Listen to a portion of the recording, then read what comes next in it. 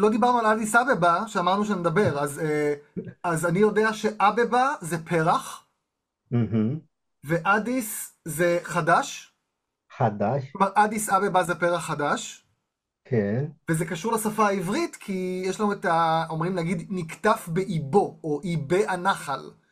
אז זה מהמם. בעצם הצמחים, הפרחים, כן. אבבה, מהמם. שצומחים, זה שורש א' מהמם. ב' ב', שקשור לצמיחה, ואז מהמם. אבבה זה פרח, ובאמת איבי ואדיס, הנחל זה אתם אומרים, אדס, אני סליחה, קטטוס, אדיס גם זה שמי. אתה יודע מאיפה בא אדס? אדס חידש, בגיל זה חדסה, חדסה, חידש, כן.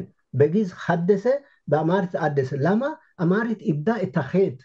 כל הפעלים שמתחילים עם חטא בהתחלה, איבדו את הגרוניות. חדסה, חלם, למשל לחלום, ואמרת יעלם. אמרת איבדה את גרוניות בתהילת הפעלים.